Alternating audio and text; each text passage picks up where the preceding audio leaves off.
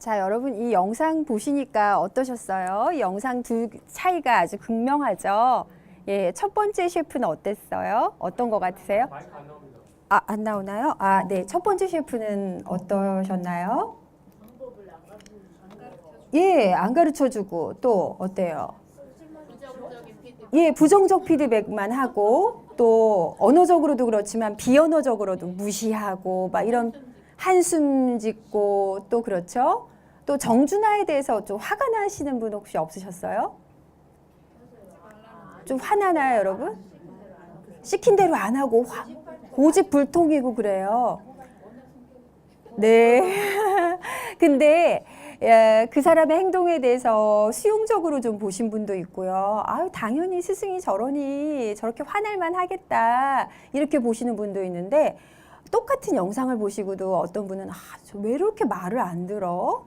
말 좀 듣지. 막 화가 나는 사람도 있었을 거예요. 그건 뭐냐면 여러분 부모님의 모습이 여러분에게 순종하는 모습을 강요해서 그래요. 예. 그래서 우리가 어떠한 양육 태도로 양육되었느냐에 따라 모든 상황과 사건과 상황을 보는 시각 자체가 달라져요. 예. 그런데 두 번째 셰프는 어떻게 하나요? 보여주고, 모본을 보여주죠. 또 칭찬하고, 또 예, 차근차근 설명해 주죠. 예, 나무라는 것이 아니라 아마 첫 번째 박명수가 막 고기 썰던 걸로 야채 썰면 첫 번째 셰프는 뭐 하시는 거예요? 그러다가 병나요. 막 이렇게 얘기할 텐데 그렇게 하지 않고 그러다가 사람들이 병날 수 있어요 하고 자세하게 설명해 주잖아요. 그래서 이 두 가지 영상만 여러분이 기억하셔도 그리스도인 부모 역할을 어떻게 하셔야 될지 여러분 마음속에 새겨가시면 좋겠어요. 하나님은 근데 아까 그 집단이 리더에 따라 어떻게 집단의 분위기가 바뀌는지 보셨나요? 첫 번째 집단은 분위기가 어땠어요? 싸하게 되죠. 싸하게 되고 어때요? 막 눈치 보고 야, 너 제대로 하라 그랬잖아 하고 상대방을 비난해. 그 착한 유재석도 어때요? 야, 너 좀 제대로 좀 해. 막 이렇게 비난하잖아요. 근데 두 번째 집단은 분위기가 어땠나요? 막 따뜻해지고 화기애애해지고 서로 격려해주고 칭찬해주고 여러분 어떤 가정이 되길 원하세요? 이제 어떤 모습으로 살아야 될지가 나오셨죠? 그렇게 여러분이 사는 모습을 보이시면 그런 모습을 보고 배워서 여러분의 자녀도 그런 가정의 모습을 꾸리고 살게 될 것입니다. 자, 그러면 영화기 의사소통인데요. 차우체스쿠 정권 시대 때는요, 루마니아 정권이었는데 인력이 곧 국력이다 이렇게 생각을 했어요. 그래서 가임기 여성에게 4명의 아이를 낳도록 법적으로 요구하고 절대로 낙태도 금지시켰어요. 그런데 이웃 나라에 가서 낙태하고 오는 여성들에게는 벌금을 매기기도 했어요. 그랬는데 1990년 차우체스쿠 정권이 끝나고 이렇게 막 먹을 것도 없이 생필품도 없이 낳았던 이런 아이들이 고아원에 막 맡겨졌어요. 그랬는데 어떤 일이 일어났냐면 그 고아들은 막 머리를 흔들거나 벽에다 자기 머리를 막 찧어박거나 누가 옆에 와도 사람이 온 걸 못 알아채는 거예요.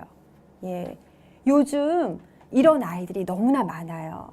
흔히들 말하는 ADHD, 그 다음에 경제적인 자립도가 높은 도나 구에서 더 많은 유아, 청소년 정신질환자들이 급증하고 있거든요. 그 이유는 뭐냐면 건강한 애착 관계를 부모와 이루지 못해서 이런 많은 문제들을 양산해내고 있어요. 자, 그래서 해리 할로우 원숭이, 유명한 원숭이 애착 실험인데요. 여러분이 이걸 유튜브로 검색해서 오늘 저녁에 한번 실험 영상을 보시면 제 설명보다 더 리얼하게 잘 보실 수 있을 거예요.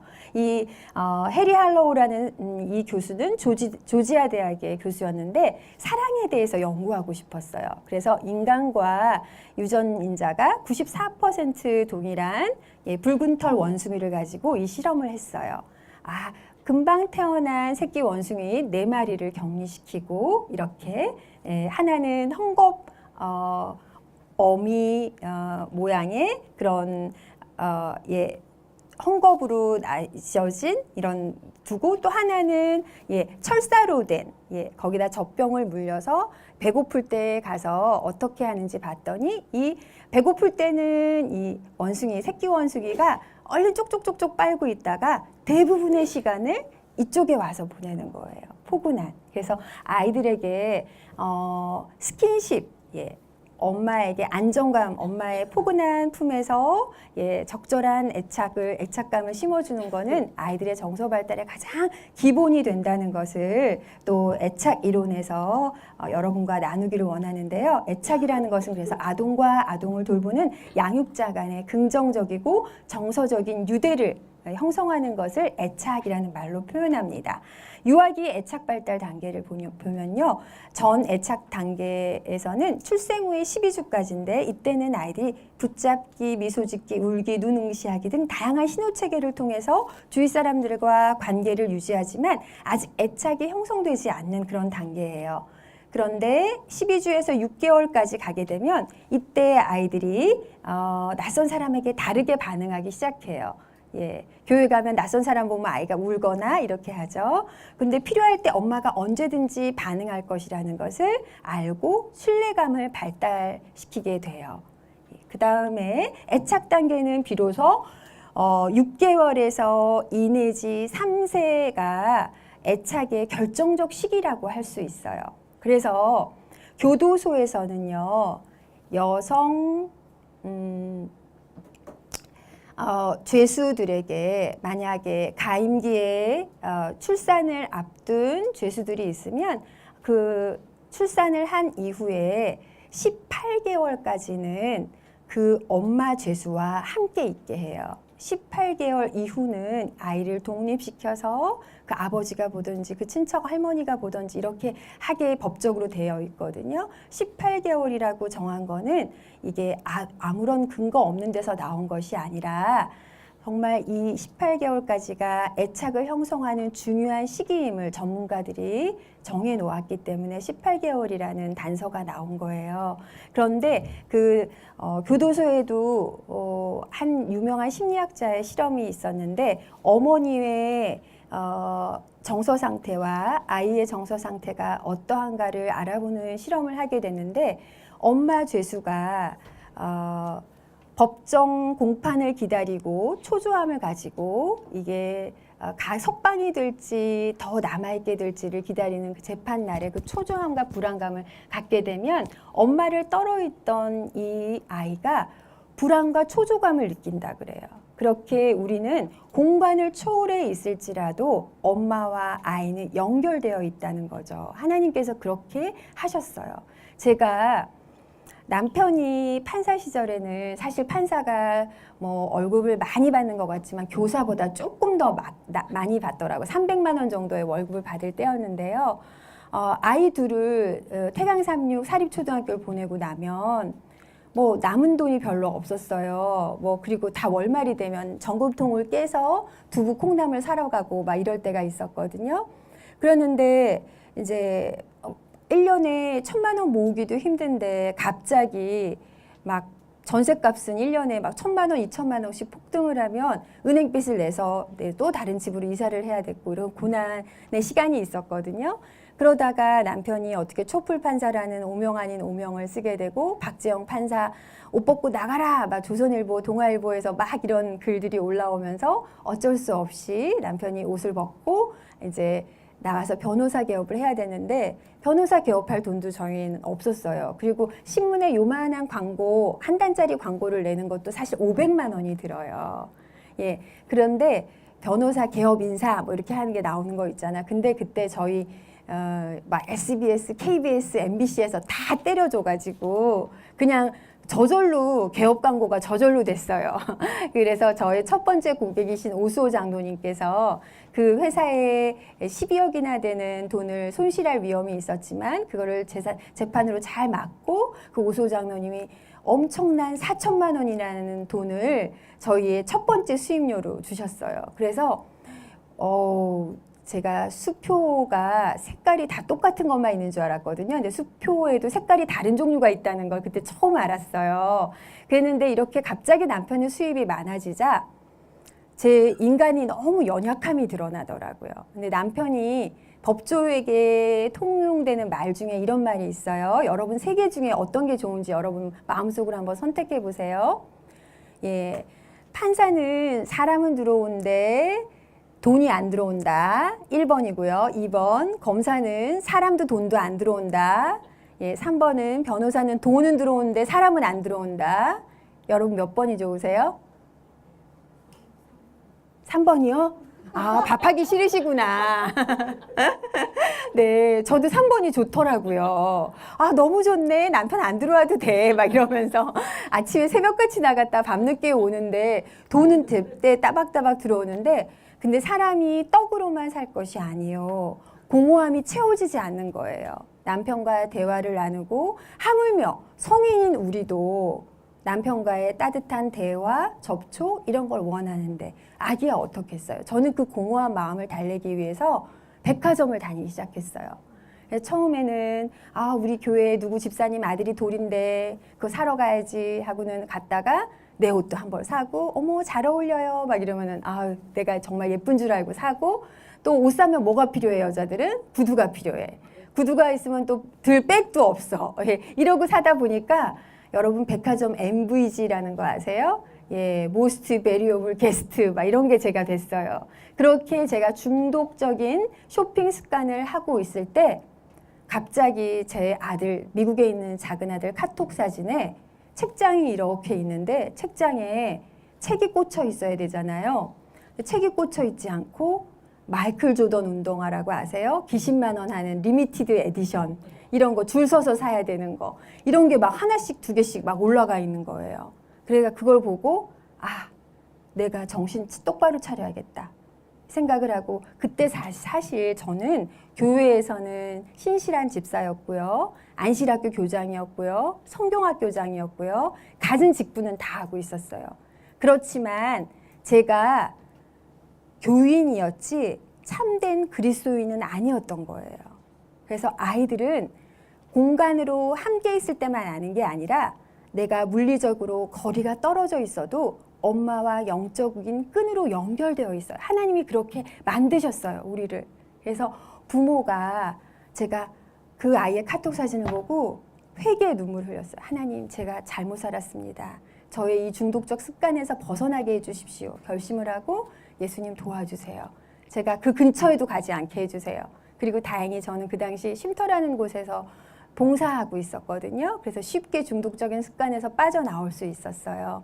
그런데 그 해에 제가 여름방학이 돼서 아들을 방문했는데 아들이 저한테 이러는 거예요. 엄마, 나 이제 운동화 안 사요. 그동안에 샀던 운동화 팔아서 생활비로 쓰고 있어요. 그러는 거예요. 근데 그렇게 한 지가 6개월 됐대요. 제가 그 아들의 카톡 사진을 보고 회개의 눈물을 흘리고 중독적 습관을 끊었던 그 시기와 맞아 떨어지는 거예요. 하나님은 엄마가 아빠가 신앙적으로 바로 설 때 아이들도 제정신을 차리게 하세요. 그래서 여러분 저의 경험을 통해서 들려드리는 이야기니까요. 그 공허함을 채우기 위해서 제가 세상을 방황했을 때 아이도 그렇게 방황할 수밖에 없었다는 것을 고백해 드리는데요. 그만큼 그런데 이렇게 중독적인 습관에 잘 빠지는 사람들의 특징이 뭐냐면 건강한 애착을 형성하지 못했다는 거예요. 어릴 때. 엄마가 너무 바빴거나 엄마가 병들었거나 아빠와 심하게 다투었거나 그래서 엄마가 정서적인 안정을 갖추지 못해서 아이에게 따뜻한 양육, 돌봄의 양육을 제공하지 못했을 때 이 아이는 사랑과 인정과 돌봄을 받아야 될 이 아이가 그냥 버려짐을 당한 거예요. 유기를 당한 거예요. 정서적 유기를 당한 이 아이는 그 공허한 마음을 평생 안고 살아가는 거예요. 예. 그러면은 저 어떡하죠? 제가 산후 우울증이 있어서 제 아이를 제대로 못 돌봤는데 그럼 그 아이가 계속 그렇게 살아가야 된다는 건가요? 이렇게 질문하시는 분들이 있을 거예요. 그런데 그렇지 않아요. 엄마가 하나님 안에서 new attachment, 하나님과의 내 육신의 아버지, 육신의 부모와 긴밀한 애착은 경험하지 못했지만 정말 영적인 아버지와 긴밀하게 하나가 됐을 때 하나님께서는 놀라운 기적을 일으켜 주세요. 그래서 그런 하나님의 역사를 경험하시는 여러분들이 되시길 바랍니다. 그래서 이렇게 이 아이는 18세 이후에 안정적인 애착을 이루고 상호 관계를 비로소 형성하게 되지요. 그래서 이 아이가 사회성이 없어요 이렇게 아는 아이는 대부분 사람 간의 관계를 두려워하고, 저희 아이가 그랬어요. 저는 사실 남편이 부산지방 판사로 발령이 났을 때 저는 교사 생활을 하고 있었거든요. 저는 아주 신임받는 교사였어요. 믿지 않는 학생들을 전도하고, 안식일이면 많은 아이들을 교회로 데려오고, 기도주일이면 깊은 신앙 상담을 통해서 침례를 주고 하는 신실하게 촉망받는 교사였는데, 저는 그게 저의 소명인 줄 알았어요. 그런데 하나님께서는 그렇게 바깥에서 칭찬받는 것보다 네 자녀를 하나를 더 잘 키우기를 원하신다는 것을 나중에서야, 우리 아이가 사춘기 때 그 공허감을 고백할 때서야 알게 됐어요. 이 아이는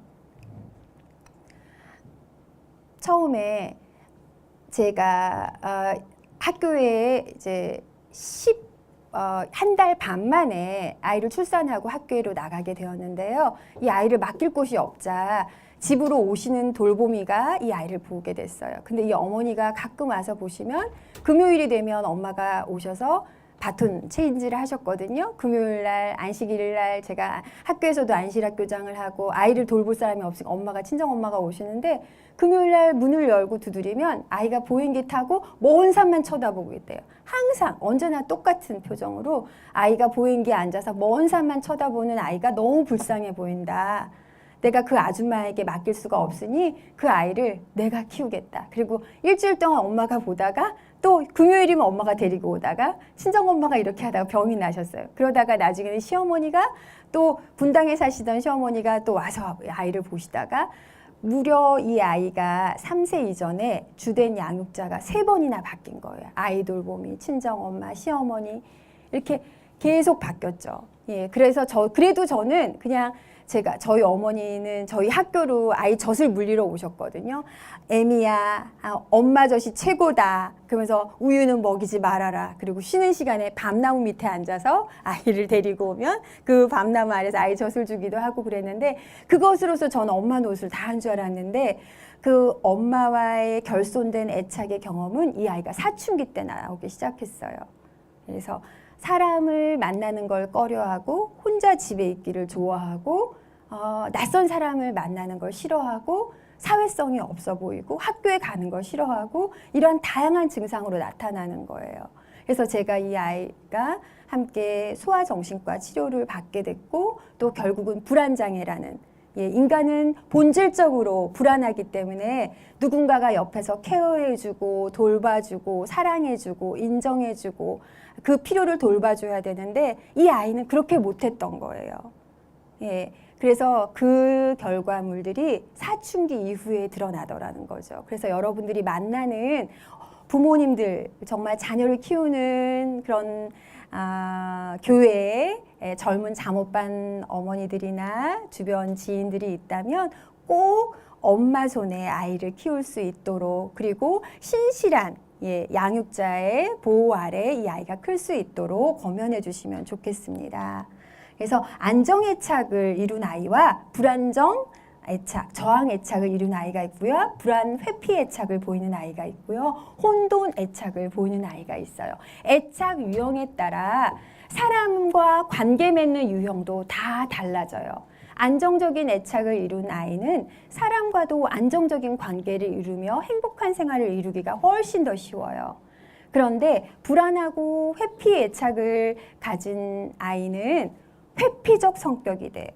예, 그리고 또 혼란 애착을 보이는 아이는 역시 사람 사이에서도 좋았다 싫었다 감정의 기복이 요동하는 혼란적인 애착 양상을 또 보이게 됩니다. 그래서 안정애착아의 특징은요, 즐거움과 호기심이 많고 주변을 막 탐색해요. 안정기지가 이미 확보가 되었으니까 분리에 대한 적절한 반응을 해요. 그리고 고통도 표현합니다. 아프면 아프다고 이야기합니다.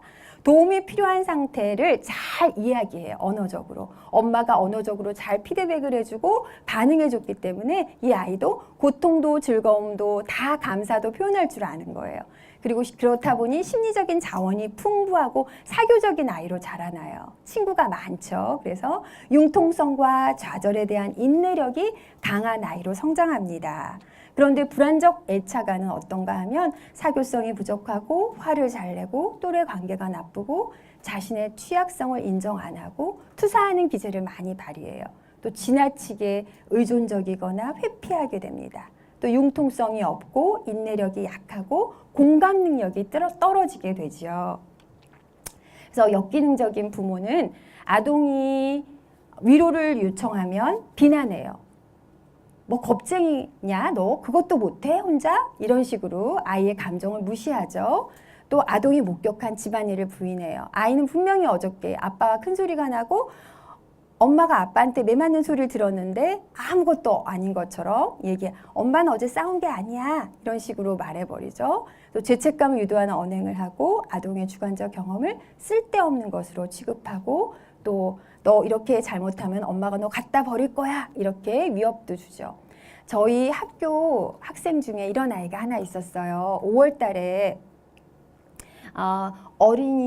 저희 학교에서 소풍을 갔는데요. 대공원으로 어린이 대공원 소풍을 갔어요. 5월 달이면 상당히 덥잖아요. 다른 아이들은 얇은 잠바, 반팔 정도를 입고 왔는데 이 아이는 내복에다가 티셔츠 2개를 입고 잠바를 입고 그 잠바를 땀을 뻘뻘 흘리면서 그 잠바를 벗지 않는 거예요. 그래서 얘 너 너무 더워. 이렇게 땀 흘리면 너 감기 걸린다. 선생님한테 그 옷 벗어서 선생님 가방에 집어넣을까? 그랬더니 안 된대요. 선생님 안 돼요. 아빠한테 혼나요. 아빠가 이 옷 벗으면 혼난다 그랬어요. 이러는 거예요. 그래서 왜? 그러니까는 그러고 나서 그 아빠를 생각해 보니까 그 아빠는 어릴 때 이 부모가 시골 생활을 위해서 저 경기도 용암리의 산속으로 들어가신 분이에요. 그리고 지금은 현재 아주 명망 있는 평신도 사역자세요.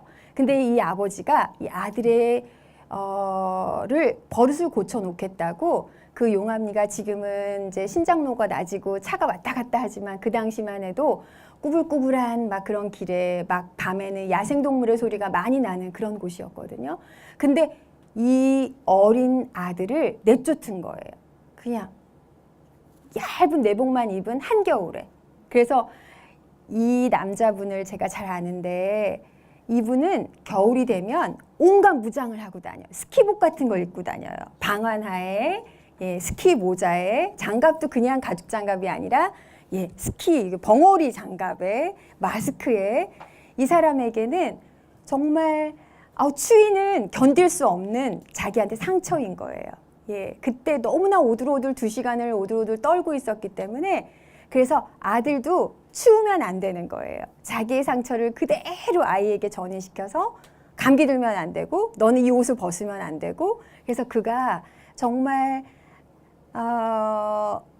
어른의 모습이지만 그 사람에게는 정말 8살 아빠한테 쫓겨날 수밖에 없었던 그 8살짜리 그 추위에 떨던 그 모습이 여전히 존재하고 있는 거죠. 그래서 그것을 또 아이에게 그대로 대물림하고 있는 것을 볼 때 제가 참 마음이 아팠어요.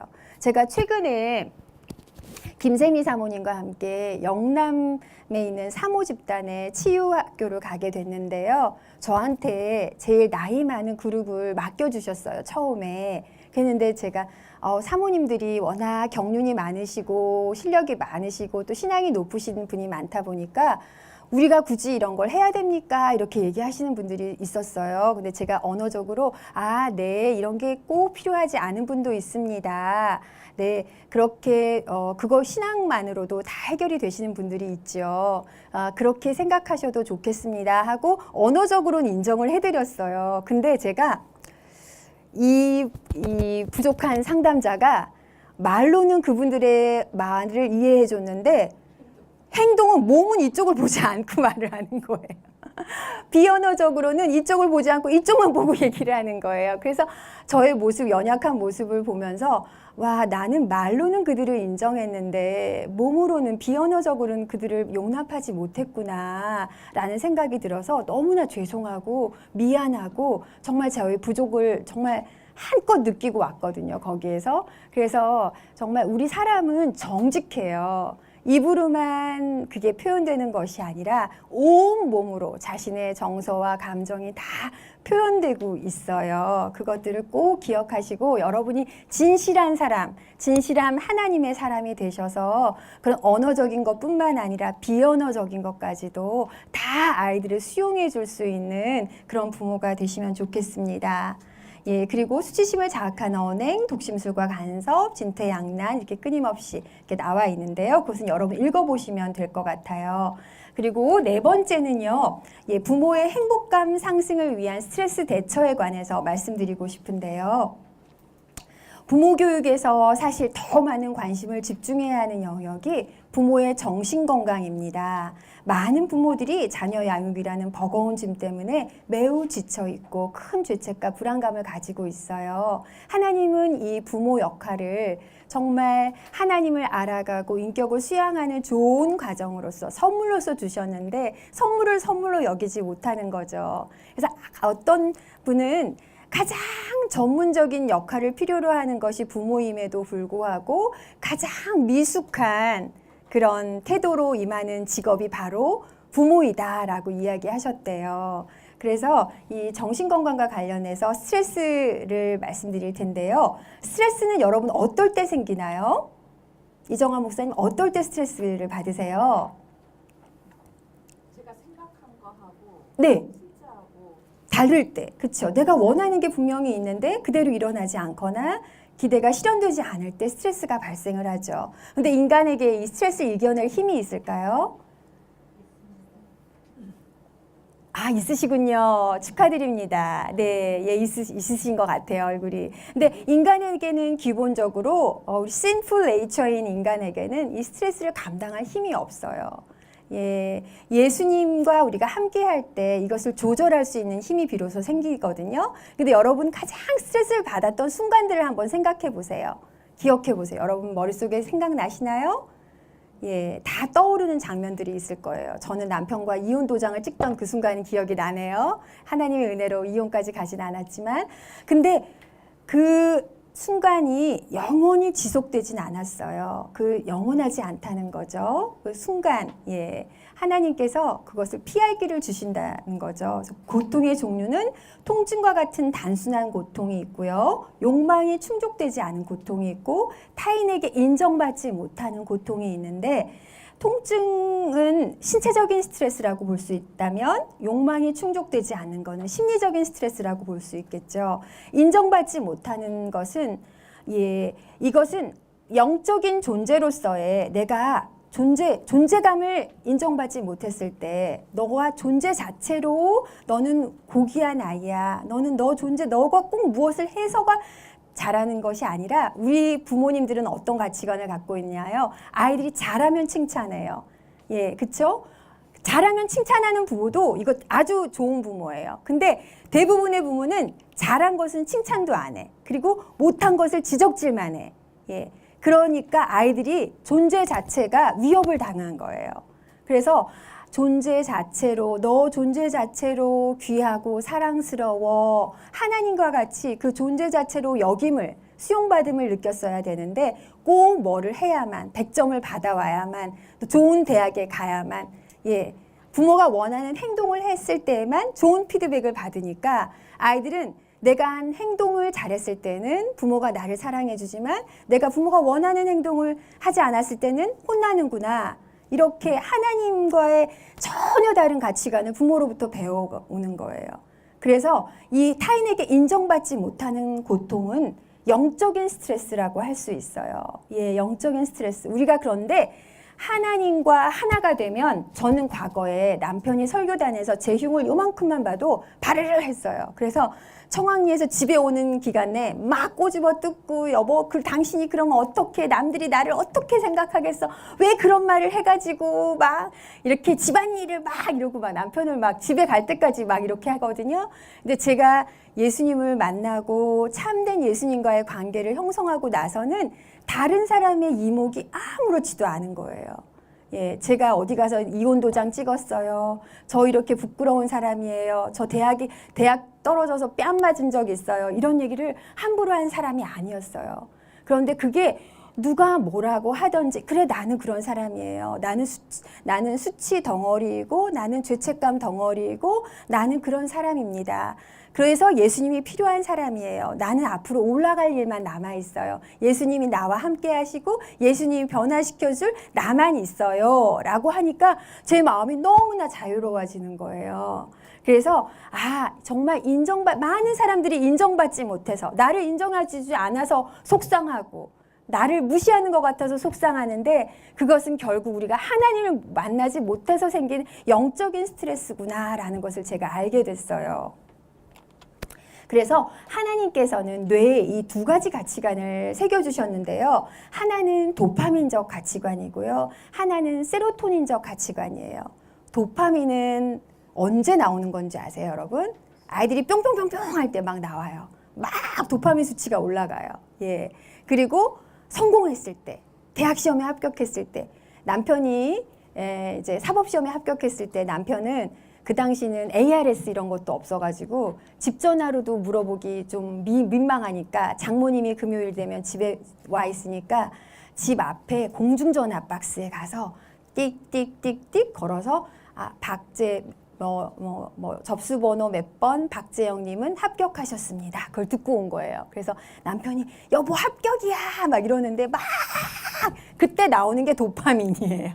성공과 막 성취에 맛보는 그런 긴장된 쾌감을 주는 그런 것이 도파민이라면 세로토닌은 아주 조용한 안정감을 주는 게 세로토닌이에요.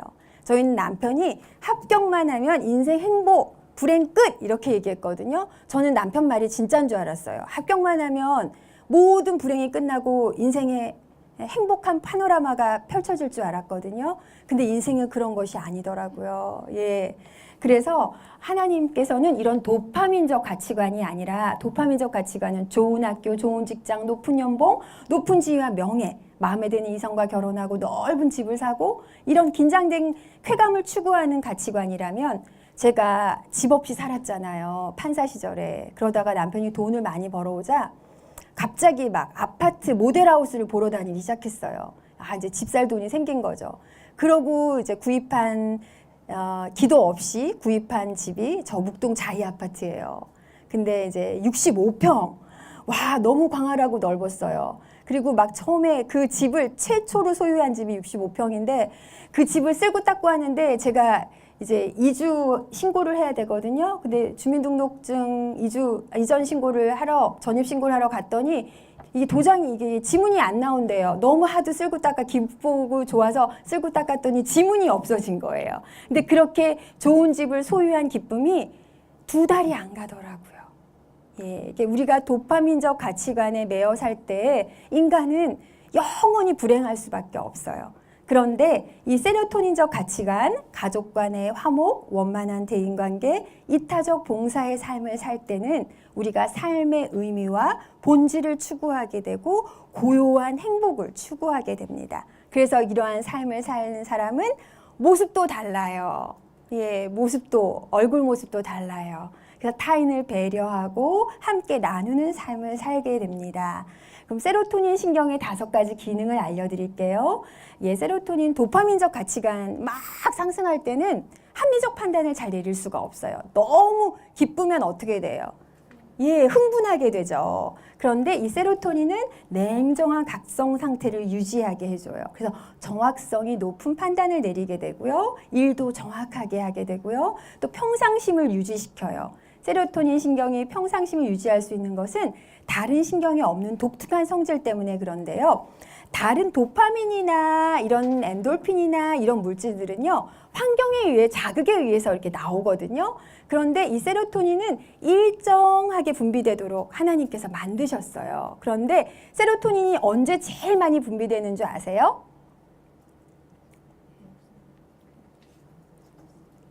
감사할 때, 찬양할 때. 네. 그리고 시간적으로는 동틀 무렵에 동트는 아침에 일어나시면 커튼을 확 걷으시고 창문도 여시고 무릎을 꿇고 햇빛을 향해서 하나님께 기도해 보세요.